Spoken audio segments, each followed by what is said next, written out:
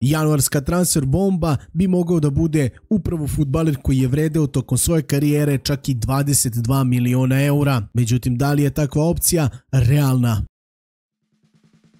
Sportski pozdrav, dobar dan, dobrodošli. Moje ime je Stefan Milićević, a danas ćemo pričati o najnovijim dešavanjima u Crveno-belom taboru. Crvenoj zvezdi navodno ponuđena opcija dovođenja Josipa Iličića. Ukoliko ne znate ko je Josip Iličić, on je jedan od naših na Balkanu najpriznatijih fudbalera u posljednjih 10-15 godina.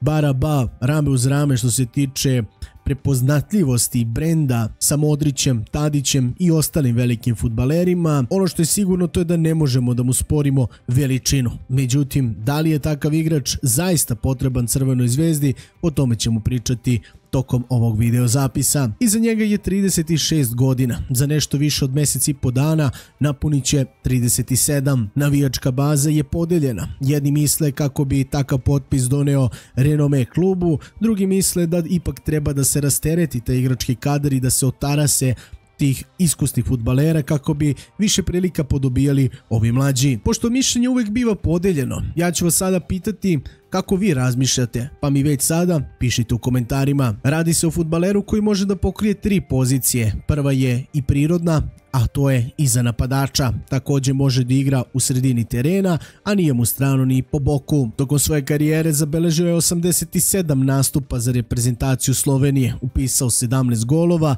a pored toga moramo da naznačimo i da je visok 1,90 m, pa shodno tome kao takav se uklapa u filozofiju Vladana Milojevića. Josip Iličić je jako poznato ime i prezime u Italiji. On je najbolje partije u karijeri ostvario igrajući za Atalantu.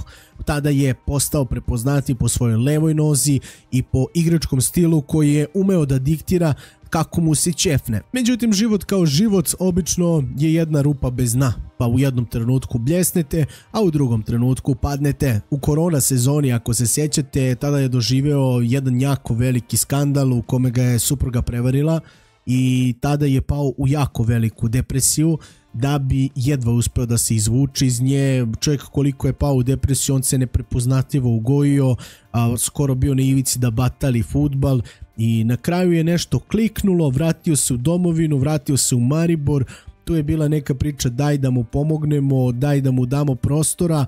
Čovjek je iskoristio taj prostor, vratio se u željenu formu i sada sa 36 godina opet dominira. Naravno, ne može se očekivati sada da će on biti ne znam kakav igrač, kao na primjer sada da ste doveli neku bombu i da on postane zvezda vodilja neke ekipe. Ali i pored toga ne smeju da mu se spore partije za reprezentaciju gdje on ostavlja bez daha. Zaista u tim godinama igrati na tom nivou je nešto neverovatno. Zaista tokom svoje karijere igrao je za nekoliko klubova kao što sam rekao, a neke ćemo izdvojiti. Maribor ga je kupio od Interbloka za 80.000 eura da bi ga samo posle godinu dana prodao Palermo za 2,3, a Palermo će ga zadržati 3 sezone, nakon čega će on postati fudbaler Fiorentine u teškom transferu skoro 10 miliona eura. Kao takav neće se dugo zadržati u Fiorentini, nekih koliko 3-4 sezona, nakon čega će potpisati u transferu od 6,5 miliona eura za Atalantu, gdje će on eksplodirati i postati jedan od najpriznatijih italijanskih playmakera ili tih nekih veznih fudbalera, slobodno tako možemo reći. Ove sezone Josip Iličić beleži ok statistike, na 18 utakmica 3 gola, 4 asistencije i 1420 minuta. Kao što sam rekao u samom uvodu, postavlja se to veliko pitanje da li je on potreban Crvenoj zvezdi. Ako mene lično pitate, ja bih voleo da ga vidim jer opet to je veliko ime, to je kao kada se Perišić vratio u hrvatski fudbal ili ti ne znam koji drugi, ne znam, Livaja, nebitno je. Zaista to su velika imena koja privlače dosta nove publike, koja privlače povećanje tog nekog dela kada su dresovi u pitanju, prodaja itd.